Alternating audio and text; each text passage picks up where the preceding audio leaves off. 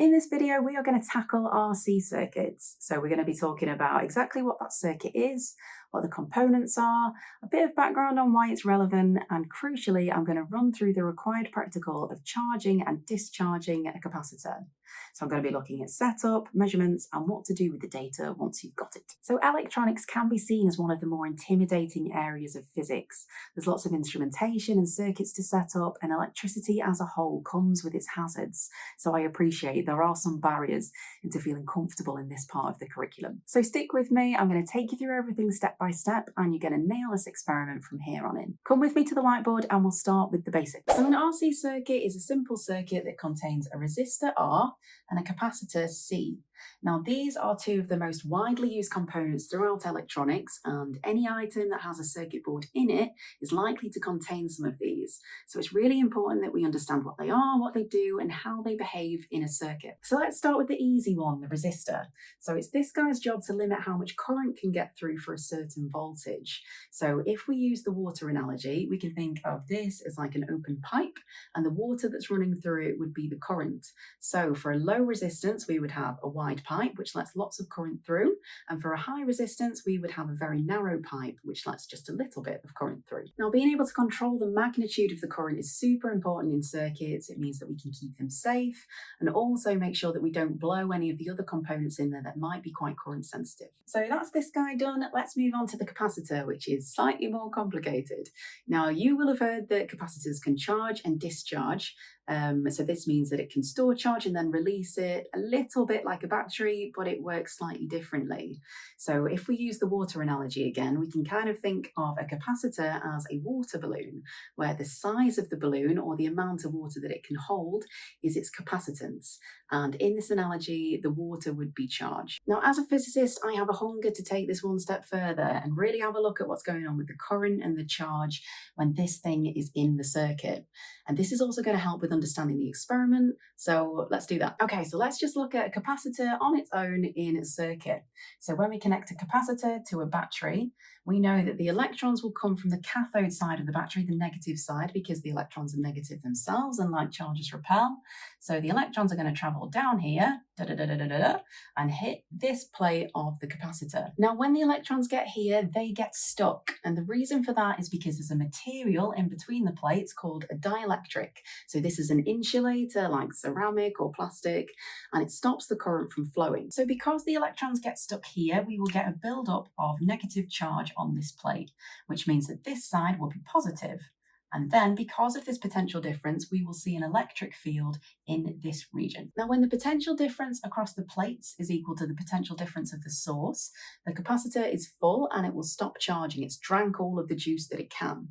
So how do we get it to discharge? How do we get it to release some current back into the circuit? Now, when the battery is still attached, this voltage equals this voltage, and there's nothing pushing it in either direction, so we're kind of at a stalemate at this equilibrium. So what we want to do is remove the battery.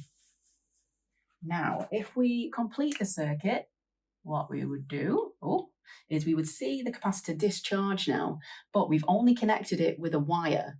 And when we do that, this capacitor could be storing a huge amount of charge, and we know that there's very little resistance just in a wire. So this means that it might deliver a massive current over a very short amount of time, which is obviously quite dangerous. It could burn through the wire, posing a risk to the circuit and a risk to anyone that's anywhere near it. So to get rid of that hazard, we are going to put a resistor in the way. And the job of this guy is exactly what we said before. It's going to limit the amount of current that can pass through the circuit. So this resistor is going to control how much current this capacitor can let go of, and critically how quickly it lets it do it. So this feeds into the purpose of the required practical, where we have to determine the time constant of a capacitor, which we denote using tau, and this is equal to R times C, so the resistance times by the capacitance. Now, this value is in seconds, and it tells us just how quickly a capacitor can charge and discharge. So that's really important in timing circuits. So let's say, for example, you wanted to design a circuit where something happens periodically, like a light turning on and off. You would be able to determine the period by changing the values of R and C. Or an auto-off feature where a device turns off after a certain amount of time. This is the circuitry behind that science. On top of that, you can also use RC circuits for audio signal filtering. filtering. So for example, you can create high pass filters or low pass filters, which are bits of a circuit that will only let certain frequencies of a signal through. So for example, you could use that with disco lights where you've got a light that only responds to the bass, for example. So there's a huge amount of applications for this type of circuit. This is probably enough whiteboarding for now. Let's go back to the desk and do the practical. So I'm going to show you how to do this experiment in a couple of different ways. The first way, using the capacitor investigation system. So with this unit, the circuit's already set up. So all your student has to do is come along and plug in their power supply and a couple of bench meters and they'll be sorted. This means that you don't have to waste a huge chunk of your lesson in diagnosing people's circuits, and all of the components are housed inside the unit, so nothing's going to get lost. And also, we have added a protective diode. So if your student comes along and plugs in their power supply the wrong way round, so reverse polarity, it's not going to damage the capacitor. So that added layer of protection means that this unit's going to last you a very long time. Now, of course, you can do it using just the components themselves. So I'm also going to show you how to hook up a circuit just using our little mounted components. So here I've got a resistor, a capacitor, and an on-off switch. So I'll also run through how to do it that way with you as well. Okay, so let's get the circuit set up. So first off, we're going to start thinking about what kind of voltage we need to put into the circuit.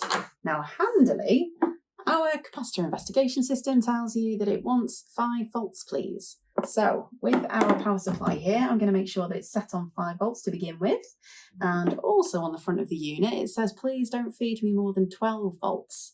Now with this type of power supply, it is possible to set the maximum output that it can provide. And we do that using a little Allen key, and we go in the socket that's just on the front panel down here.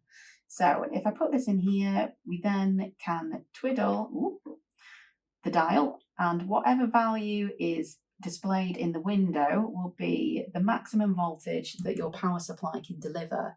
So if I set that at 12, obviously this power supply can go up to 14 volts. So if I continue to turn the dial to 14, it's never going to get past 12. Now that's a really nice feature for a power supply. It just means that your students have a limit to what voltage they can access. So if you've got any expensive equipment that can't handle a high voltage, if you've got a power supply like this, it just means that you're not going to cook it. So if you're looking to get a new power supply, definitely look for that feature because it's really, really, really valuable. Okay, so let's plug him in. Plug him in here and turn it on.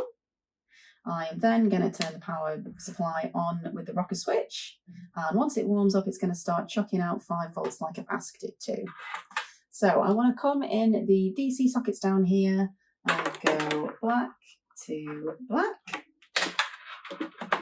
And also go red to red. So that's my power supply hooked up. I then also want to attach my milliammeter to the ammeter sockets on here. So again, I'm going to go red to red, and black to blue in this instance. And then the voltmeter, I'm going to attach to where the unit wants me to put the voltmeter. And I'm going to go red socket to red socket and black socket to black socket. So this also makes sure that your student is going to connect their voltmeter and ammeter in, what did I say, voltmeter, ammeter, so parallel and series respectively. So you don't have that diagnosis to do either. All we need to do now is turn these things on. And then we are technically ready to start taking measurements. Okay, so to build up the data set, I need to flick this switch onto charge and press start on the stopwatch all at the same time. And then every 10 seconds, I need to write down what the voltage says on the little voltmeter. I also need to make a note of what voltage is on the display on the power supply, just to give me an accurate reading for V in, voltage in. If you have a power supply that doesn't have a digital display on, you can just hook a voltmeter across the supply and get a slightly more accurate reading than what you'd get from the rotary switch on the front. I've just taken 4 minutes worth of data and I can see that my voltage now is coming to a plateau, meaning that my capacitor is fully charged. So that's everything I need for the charge cycle. We can now monitor the discharge cycle by flicking the switch to discharge, again hitting the stopwatch at the same time, and we can do exactly the same process for the discharge part. So that's all my data collected with the capacitor investigation box. Now let me show you how to do it using the mounted components. So first off, again, we want to think about what voltage we're using, and on the mounted components is their rating. So it tells you what the max voltage you can use with them is. So we should be fine with these. The capacitor and the resistor will take 35 volts, and the on-off switch will take 12 volts. So we'll be fine sticking with the 5 volts that we had previously. The values of R and C that I'm using is 10 kiloohms on the resistor and 4,700 farads on the capacitor. So let's get it set up. First off, I want to go from the positive side of the power supply into the positive side of the capacitor. I then want to go from the negative side of the capacitor into the resistor. Doesn't matter which way round you wire the resistor in. And the other side of the resistor into the off side of the switch. And the on side of the switch can go back into the power supply. I then want to hook up my voltmeter across my capacitor. So I'm going to get 2 wires and do that. I'm going to go positive to positive and negative to negative. And that is my whole circuit set up. Now, it's a bit more difficult to see this time. It's a bit more spaghetti-like, and I think that really highlights the value of the self-contained unit. So if you were a teacher and you had to go around 10 or 20 different student stations and do some diagnosis on where the circuit might have gone wrong with the wiring, obviously that's going to take quite a lot of time. That box just leaves you the time that you're going to need just to run the experiment and not have to worry about how the circuit's wired up. So all we need to do now is switch this on. Remember, our switch is on the off position, so this isn't going to complete the circuit. So let that start chucking out 5 volts. Here we go. And then we need to switch this to the on position, press the start on the stopwatch at the same time, and then we can run through our data set for the charging cycle. Let me take all this apart and I'll show you how to do the discharge circuit. So first off, let's turn the power supply off. And then we can go from the positive side of the power supply into the positive side of the capacitor. And the negative side of the capacitor, I'm going to shove that into the off side of the on-off switch. And then the on side of the switch can go to the negative terminal on the power supply. And then the resistor, I'm going to attach to the capacitor. So it doesn't matter which way around we plug the resistor in, but one side needs to go to one side of the capacitor, and the other side to the other side of the capacitor. And then for the voltmeter, that needs to go over the capacitor.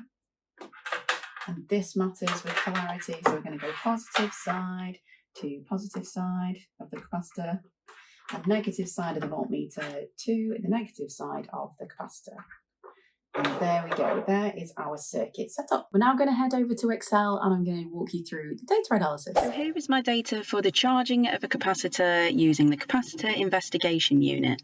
So in columns A and B, I've got my values of time and voltage, which I've taken from the stopwatch and the voltmeter respectively. Now, without doing anything to the data, I can plot voltage on the y-axis against time on the x, and we get this lovely exponential increase as we would expect given the equation for charging a capacitor just here. Now, I like Excel as much as the next person, but it's really not great for fitting complex functions. So if we want to continue using Excel, we have to leave this one here. So let's look at discharging a capacitor. And here is my data for discharging a capacitor. Again, in columns A and B, I've got my readings for time and voltage. And if we plot voltage on the y-axis and time on the x, we get this exponential decrease as we would expect from this equation just here, which models the discharging of a capacitor.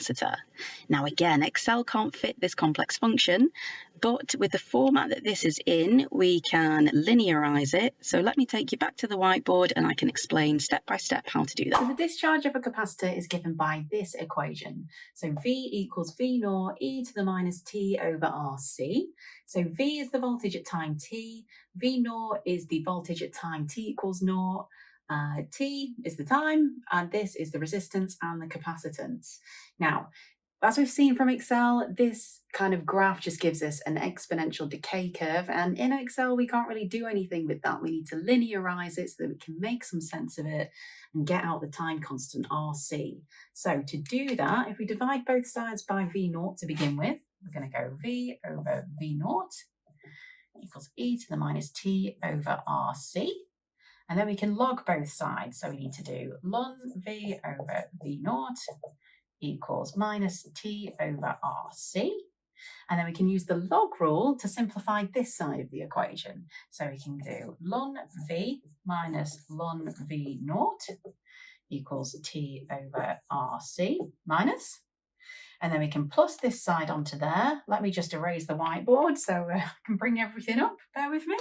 Okay, so the next step is ln V equals minus t over RC plus ln V0. And then if we take that bit out to here, we can then compare it to the linear line equation. So we've got y equals mx plus c. So we can see that the gradient here would be 1 over RC if we plot ln V against tx. So our gradient would be minus 1 over RC. And we know that RC is equal to tau, right? 1 over tau. So to get tau, we just need to do 1 over the gradient, and that will give us our time constant. Okay, so now we've done the maths, the next step is to take the ln of the voltage, and the equation for that is equals ln, and then select the cell that you want to do that function on. And if you copy that down for the whole data set, you have everything you need for your plot. So on the y-axis, you want to plot ln voltage. On the x-axis, you want to plot time. And it renders this lovely straight line graph, which was the whole point of doing the maths. Now, when we tell Excel to display the equation on the chart, it gives us a gradient here of minus 0.0198. So if we write that value into a cell, we can then work out what tau should be. So tau is the time constant, remember? And it is equal to minus 1 over the gradient, and it gives us a value of 50.51 seconds to 2 decimal places. Now we can compare that to what tau should be, and we can work that out by using our values of R and C from the board. So if we plug these values into Excel, it gives us an actual tau of 47 seconds. So when we compare that to the value that we've measured, we've got pretty close. And we can work out what the error is by doing the difference between our value and the actual value divided by the actual value and times everything by 100. And it gives us an error of 7.46%, again, to 2 decimal places. So this shows that we've been able to calculate the time constant to pretty good accuracy. And we've also been able to model the charging and discharging of a capacitor, both in their exponential forms and discharging in the log linear form. So hopefully that's covered everything you need to know about RC circuits. I really hope it's been helpful. If you have any outstanding questions, please let us know in the comments. And thank you very much for watching. I hope to see you next week.